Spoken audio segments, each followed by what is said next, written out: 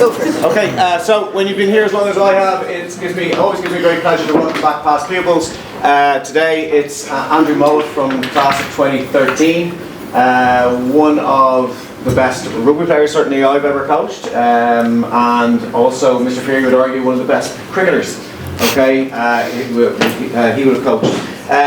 He's going to chat to you, as it says on the screen, handling stress, pressure and feeling lost and building real resilience. There's a picture of him and an Ironman up there, so that says it all. It tells you a little bit about already, and he's going to speak more about that, so I don't want to say too much. I will say that you guys could definitely do with it, because the front row here is entirely empty, so building resilience and dealing with pressure situations, etc., you can definitely do with a little bit of that and listening. Okay, so please give your full attention to Andrew, and welcome to St Andrews. Welcome back to St Andrews.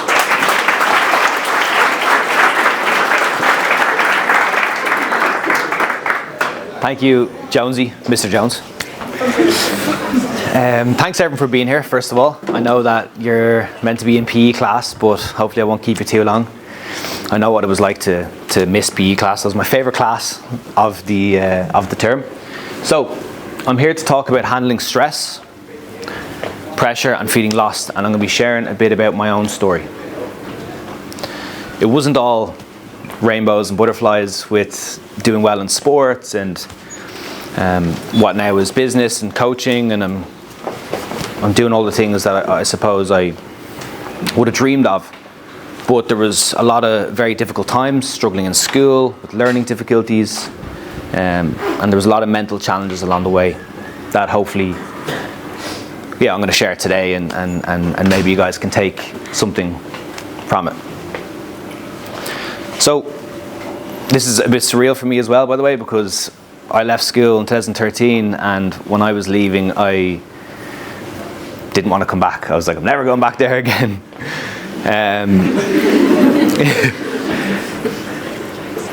Not because it was bad, but because I suppose, I would have struggled a lot in school, and at the time, I just wanted nothing to do with schoolwork.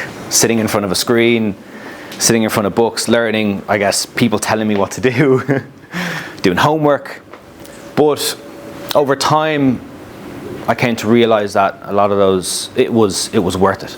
It was worth every moment. So, hands up to open up the room if you've ever felt stressed, overwhelmed, or felt behind in any way. Teachers? Huh? Jonesy? So, good. I mean, it looked like pretty much everyone put your hand up, and I'm glad, because if you didn't, that's okay. Maybe you're a bit shy. But that is totally normal. It's totally natural. I'm the same. I also still sometimes feel stressed, overwhelmed, and feel behind, a bit overwhelmed now, but I'm keeping it together. So, like I said, it's totally natural to have those emotions, those feelings. Especially when you're in school, there could be a lot of pressure with your schoolwork, with your sports, from your parents, from your teachers. And I suppose that's why I asked if you've ever felt that, because I know what it feels like. So for me, school wasn't easy. Actually, this photo, and it's the only photo I have from school. All the other ones are, but I think, what's the last classroom at the end here of this building? Yeah. Oh, is it just here? Yeah. I remember English class used to be in there with Mr. Gill. Is Mr. Gill still here? No. So that photo was taken in there. That's me on the right. I mean, it's not a great photo, to be honest. I wish I had a better photo. There's two other people in it. But so for me, I suppose let's just backtrack. I'm going to share a bit about my story. I'll try not to bore you too much, but I'll share a bit about my story and kind of how I got to where I am today. So, I grew up in Greystones, County Wicklow. Any people from Greystones? Any Greystones heads? You? 2? 3? Nice. World's most livable community in 2008. There's a fun fact for you. Yeah. I say that to everyone. That's like my claim to shame. Or claim to shame? claim to fame. So, when I was in primary school, I went to primary school in Greystones, and from a very early age, I kind of realized I was a little bit different to the rest of my students, or at least I felt different. So I kind of struggled a lot in primary school with the schoolwork, again, sitting down and having to pay attention to reading, to listening, to doing kind of focused work. Short-sighted work. And I realized early on when I was excluded from Irish class that, okay, what's going on here? Like, why are the rest of the students, they're all doing Irish and they're all in their classrooms with each other, the main classroom, and I'm taken out and I'm brought into the learning support room. So I don't know, maybe there's some people in here that need that extra support themselves.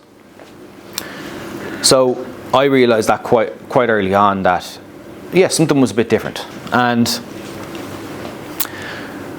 I wasn't getting as great marks as the rest of my students. I was sort of, I just wasn't, I suppose, doing as well as the other students on paper. But I was always like bright and got along with the teachers and got along with the rest of my students, my fellow students. But there was certainly, that was mostly primary school, and then towards the end of primary school, it was either primary school or the start of secondary school. When I came in here, I was diagnosed with ADHD and dyslexia, and at the time, I had no idea what it was. I mean, now with social media and with, I suppose, more awareness of mental health and that we're a bit more familiar with what ADHD and dyslexia and learning difficulties and neurodivergent is. So, but I couldn't help but feel different, and I started to notice it because I would hear teachers, I would hear parents, my parents, say, "Oh, Andrew doesn't really." I kind of overhear them, in the other room with the glass against the wall. No, not actually, but I would kind of hear, them say, "Andrew doesn't really, he's not very academic, but he excels in a sports field." So I started to, I suppose, develop these beliefs, which I'm going to get into in just a moment. But again, kind of tapping back into feeling different, and I just felt like I wasn't good enough because I wasn't like him and her, and everyone else was talking about how they did in their exams, and the fact that I was just always separated from everyone else. Little did I know, over time and now, I believe that it's almost like a superpower having those learning difficulties, because it's helped me focus on other areas of my life. But as we so I kind of moved into school, and I started to develop these core beliefs. And these beliefs came from, again, just me, and nothing against the teachers or my parents at the time, but I would just hear them saying, "Yeah, look, well,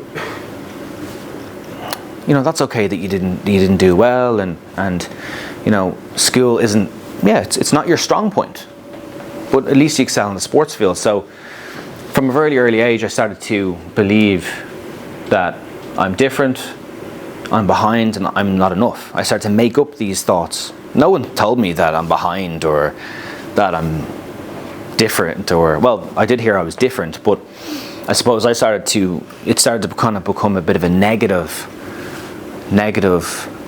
belief system. So I had quite low self-esteem because I would just look around me and compare myself a lot to the rest of the students and my friends. So sports, though, on the other hand, that was supposedly my strong point, and I did excel in that. As Jonesy mentioned, I ended up doing quite well in rugby and cricket, and gone on to do some endurance endeavours. But yeah, I started to focus more on my strengths, and that helped a lot, but it was also a distraction. It was also a way that I could sort of distract myself from these beliefs that I had. And that helped, that was necessary at the time. So, moving into that, so here's a picture of me. I don't know what year this is, but that's the Leinster cricket team, and that was, yeah, I think that was over in the UK. We went over for a competition over there. Have we got any cricketers in the room? Any cricketers? Yeah, nice. So, yeah, coming to St Andrews as well, that was a big pull for me, because cricket came into primary school for me, and a guy called Breen O'Rourke, I don't know if you're familiar, do you know Breen? So Breen showed up with plastic bats and wickets and balls, and we just started playing cricket in the car park, and yeah, one thing led to another. I ended up finding a bit of a pull towards it, seeing as I was supposedly terrible at schoolwork. So the schools that my parents were looking at were sporty schools, and St Andrews was one of them. As you all know, it's a very sporty school. Whether you play sports or not, it would be considered for some people a big draw for people to come here. Hockey, cricket, rugby. So it helped me a lot feel like I could be someone. Sport helped me build confidence and build a higher self-esteem, a higher self-worth. I felt better about myself. I was actually able to feel like I could fit in, because primary school and then kind of start of secondary school, I didn't really know. I had my friends, but even with them I felt different. They'd be talking about, schoolwork and and sports as well, but yeah, again, I kind of struggled with that. But sport helped me so much. It was a release. You're with other like-minded people as well. You start to build team cohesion within the team. You start to know how to work as a group, work as a team, and that's something that I never really had before. Again, tapping back into, I was always segregated from the rest of the students, and this is the first time where I felt like I could be me.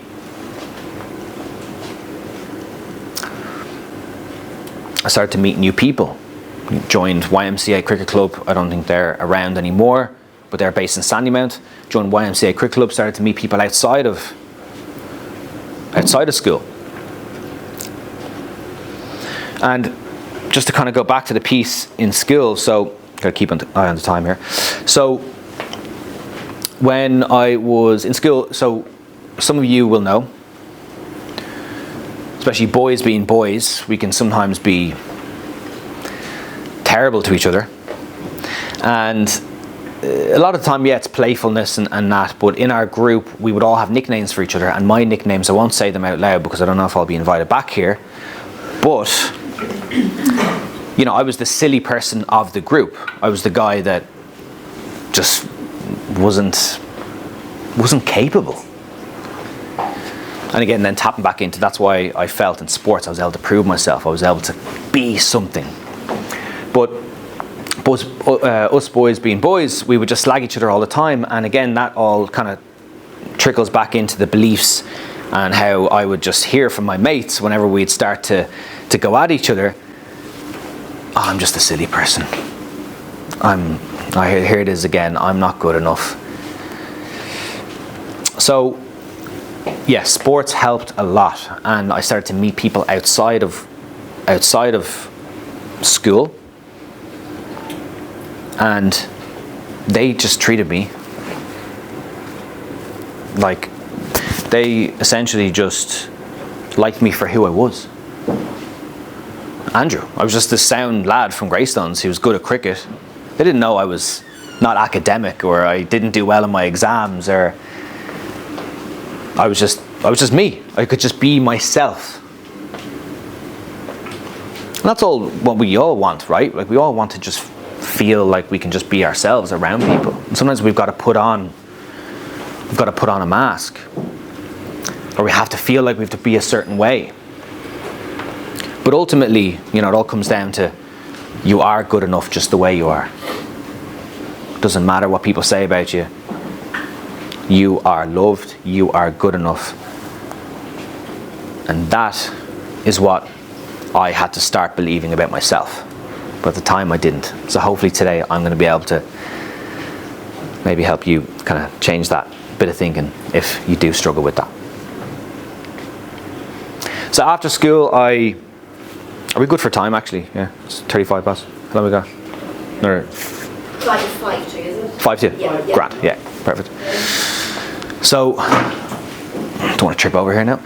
So after school, I left school. So actually, I tried to leave school in 5th year, and I went to another school to try and do the LCA course. So it was sort of like the easier leaving cert. I don't. That's all I know about it, to be honest. And I tried to leave school, and I had the teachers at the time and parents sort of saying to me, we think you should stick it out. Of course. I was nearly there. I was in 5th year, where you guys are now. But I wanted to leave so bad. So we went to view another school, and we didn't end up going with it. Took the advice from my parents and my teachers. I said, right, I'll just stick it out. I'll do the last year. So I did 6th year, got my leaving cert. And at the time, it didn't make sense to me. But it made sense after, because I didn't give up.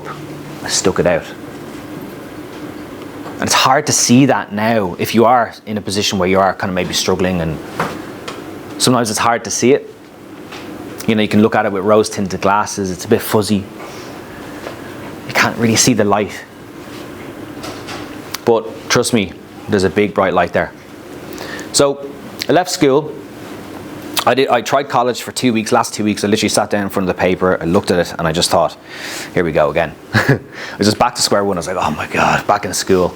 They're giving us homework and everything, and I was just wanted nothing to do with it. So I ended up getting a job in a kitchen. And at the time, my friends were all in college, and they were studying, and they were working towards their degrees, and they all had these big goals of career aspirations, and I was sort of a bit lost. Actually, before I went into the kitchen, I was working in a few different jobs that didn't last very long. I was just working in random jobs. 2 months at a time, 3 months at a time, this kind of thing. And it just wouldn't last. And then those beliefs would come back to the surface that I had in school, where, oh God, you just can't stick a job out, can you? You can't even pack those shelves in the shop properly. So I would just constantly just come back to putting myself down. But then I got a job in a kitchen. And that was a huge change for me, and we're going to go into that. I mean, I could literally talk all day about the kitchen stories, because I don't know if some of you are familiar with working as a chef or in the hospitality industry. It can be a lot. You can work a lot of hours. You're on your feet a lot. Within a kitchen, it's very hot. There's a lot of literal hot oil spraying all over the place. You're getting burned. You're cutting your fingers. But it's extremely rewarding as well. And I loved cooking food at home. I grew up, my mum, my sisters were always cooking food for us. But working in kitchens, that started to, from an early age, I suppose, like very early 20s. Again, everyone was in school, or everyone was in college still. But I was there making like €600-700 a week, and I was delighted. And it was giving me that sense of purpose, where I felt like I, again, it was the first job that I had where I felt like I could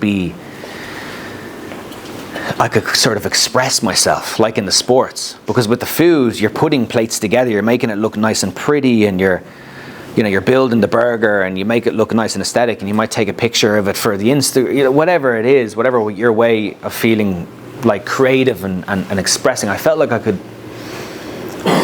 express myself again for the first time since kind of playing sports. So, but there still was that sort of underlying feeling of still feeling lost. Okay, those pictures are blurred. Probably better off. They're not great photos. So I kind of continued to work in kitchens. And what that came with, I ended up going out a lot more and socialising in my early 20s. I started to party a lot. I started hanging around with the wrong people, which I won't go too in depth into, but I started to get a little bit in trouble. And I was just avoiding my emotions. That's all I was doing.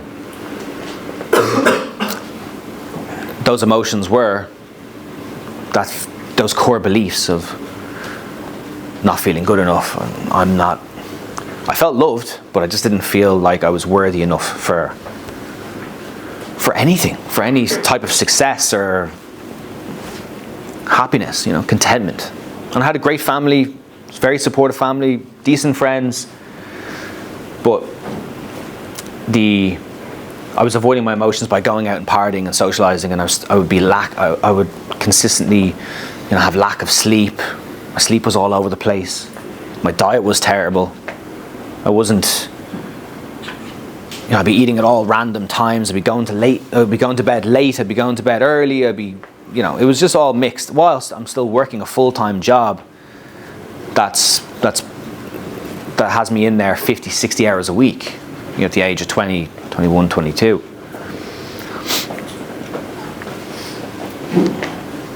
So it started to catch up with me.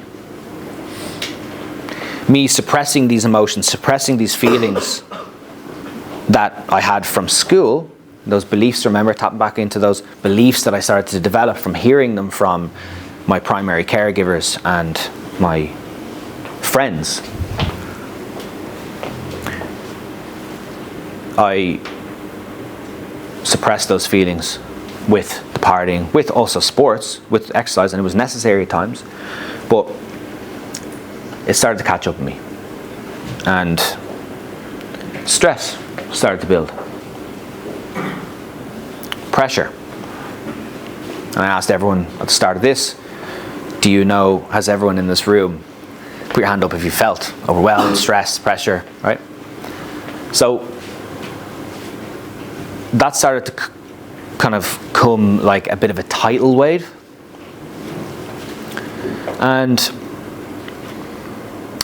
sort of like, let me just see here. So I was working in the kitchen at the time, and I'll just tell you this quick. I'll try and make this story quick because it's a long one, this specific one. But I was working in the kitchen, one of the best restaurants in Dublin, and beside me, so in a restaurant you have a hierarchy. You've got like the head chef, the sous chef, the executive chef, the head chef, and the sous chef. So the big number one, and then sort of the number two and number three.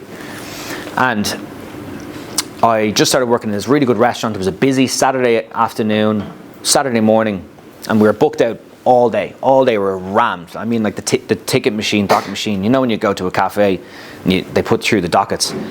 The docket machine was just zhin, zhin, zhin, zhin, coming through all day. And even just the noise of that brings me back there. I'm like, oh God. So I was working in there, and all of a sudden, I was on the starter section. It's one of the busiest sections in the kitchen, and you've got loads of different ingredients, loads of different containers, and I've got 4 or 5 plates of scallops that I have to put up, shellfish, so they cook one of the chefs beside me cooks the fish, and then I prepare the salad and the pancetta. 4 plates of scallops go up, and they go, "Chef, pancetta," and they look at me, and I go, "I've completely forgot to put it on. I was meant to put it on 8 minutes ago." So the 4 plates of scallops are up in the pass, about to be served to the restaurant, and the pancetta isn't ready, and the salad's not ready, and I've got 17 other dockets, and I'm like, all over the place. And I just went, oh no. And I just stood there, and I remember so vividly, I just looked down at them, and all 3 of them are like this, looking at me. And the pressure just started to build, and I just broke down, just started crying. And I wasn't necessarily sort of weeping with tears, but it was more just like my system just broke. I just sort of like had a nervous breakdown. I couldn't even help myself. It was just tears were just coming down my face. And this was building over time, again, going back to how the partying and then like the years of sort of just like distracting myself and not dealing with or speaking about my emotions to anyone. I would just be in my own head about these beliefs. I'm not good enough, I'm not worthy, da da da da. And eventually, like a pot, I'll use the analogy of a pot because we're talking about kitchens. You've got a big pot, you stick it on the stove, you fill it up with water, you turn on the heat, the pot is going to slowly start to heat up, right? It's going to start to develop some bubbles. It's going to slowly rise. And then eventually, you stick a lid on it. If there's a lid on it, the lid's going to start to shake a little bit. The pressure's starting to build. And that was me. That was my nervous system. That was my mental health. It started to build. So eventually that lid came off, and that's when I had this breakdown in the kitchen. And I was told to go outside, and I went outside and came back in, and then at the end of the day I was pulled into the office with the head chef and the executive chef, my bosses, and they said, "What's going on?" And I said, "Oh, I don't know, I'm just all over the place." They're like, "You've been like this for weeks, like the last couple of months." I was only there a couple of months at that stage, so let's say the last few weeks. They're like, "You're not owning your section, you're not taking responsibility for your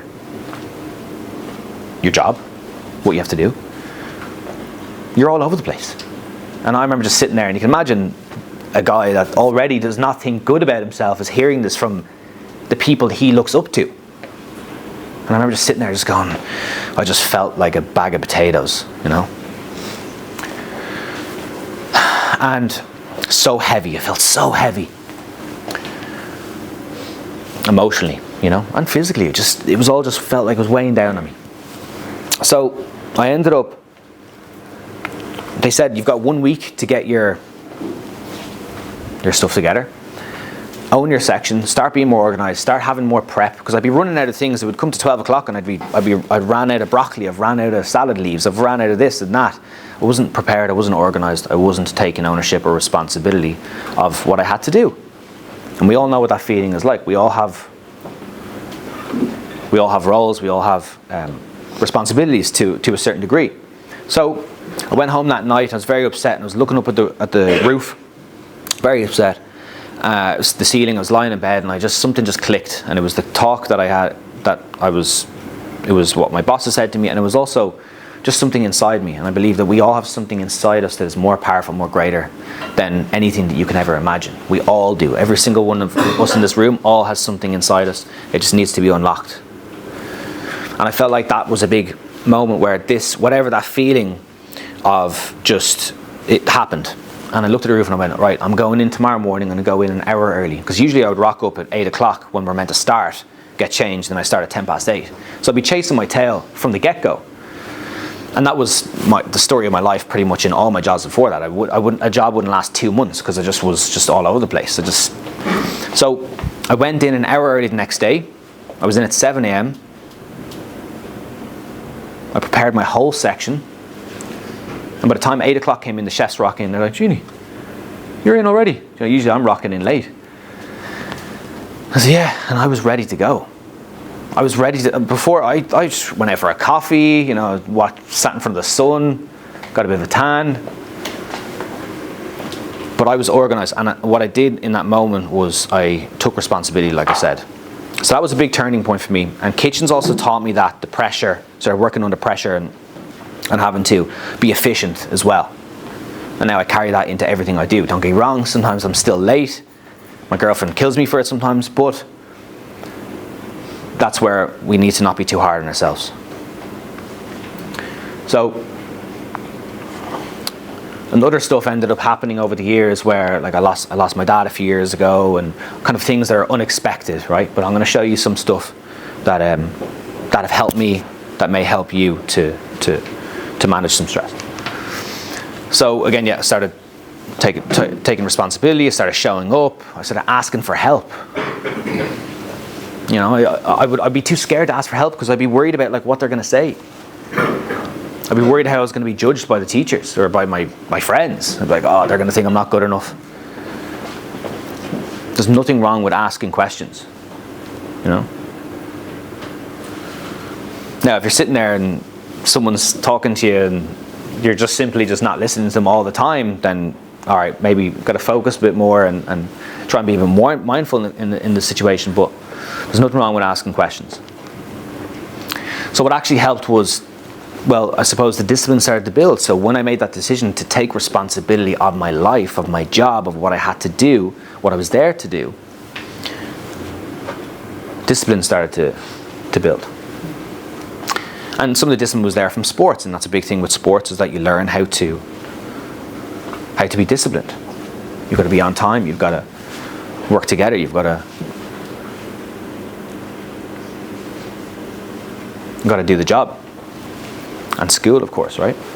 So yeah, I started to develop more positive self-talk through speaking to people, speaking to a professional, starting to understand myself more. Started seeing a therapist. You know, in school also I had guidance counselors, and that helped a lot as well, sort of bring a bit more awareness to who I am and where I want to go and what I want to be. And a lot of that started to kind of come to the surface a bit more easier. So breathwork was a big one for me as well, and I'm a breathwork facilitator. I actually didn't say this at the start, but I'm a breathwork facilitator. I help people breathe better. I help people with stress as well. I'm a coach, so I help people build more resilience or unlock the resilience that we have inside of ourselves. And mindset coaching as well. So breathwork has helped me massively. Has anyone in here ever done any breathwork or meditation before? You two have? Yeah? Meditation, breathwork? Bit of both? Yeah. Cool. So, what we're going to do, we're all going to do we'll do maybe 30 seconds or so of breathing. All right? Now, this is going to be just to kind of give you a little tool. Might feel a bit awkward because you're going to have to sit and be quiet and be still with yourself, but you've been doing that for the last 30 minutes, so I think you're all well capable. So if you'd like to just maybe sit up in your chair, nice and upright.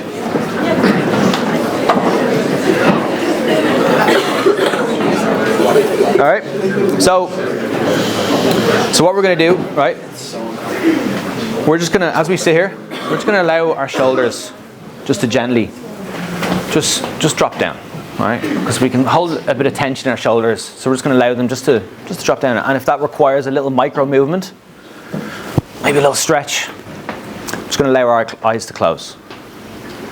And we're going to notice the breath moving through our nose, in and out, nice and gently through the nose. Simply bringing awareness and being mindful of our breath. And we're just going to allow that breath to move into breathing in for 4 seconds. You can count it in your head. Breathing in for 4 seconds and breathing out for 6 seconds. Breathing in for 4 seconds through the nose, out for 6 seconds. Let that flow through you, nice and gently.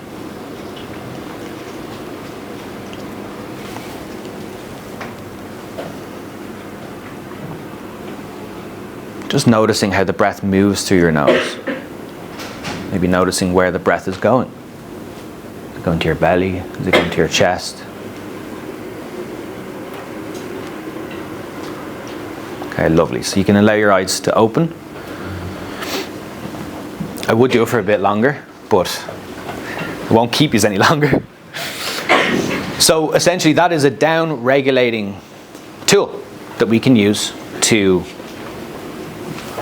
lower our stress, right? This is something I use every single day. I use this before I just came in, just so I can ground myself. I can just become present. I can arrive into the present moment. And you're telling your nervous system that everything is okay. It's down-regulating, right? We're not trying to create more energy. So this is something that's helped me massively along my journey, is connecting in with my breath. because a lot of us don't know how to breathe. We're just going around holding our breath, or we're breathing a lot through our mouth all day. So we're going to try and bring that breath through our nose as much as we can. So we're good for time. Yeah. Amazing. So yeah, so look, I'll just say one last bit. So I suppose change is possible. You know, the more awareness I started to bring to my emotional state, the more I spoke about how I felt to people around me, the more I connected in with my breath, the more I started to eat better. And I know it sounds like a lot, but these are all things we could be doing every day. Sleep is so important. You know, what we're putting into our bodies. These are all things I neglected for so long, and now I'm doing that, and it's still a work in progress. But as long as we are taking care of our health, this is most important. Not just physically, not just in the gym lifting weights like the boys, getting big biceps, but also mentally, spiritually, emotionally. And look, in life, fall, get back up, repeat. That's the story of my journey. There were so many times I got knocked down, but I didn't give up. I stuck it out in school, even though it was hard, but we got there in the end. And look, hopefully that helps. Yeah, I guess that's it. Yeah.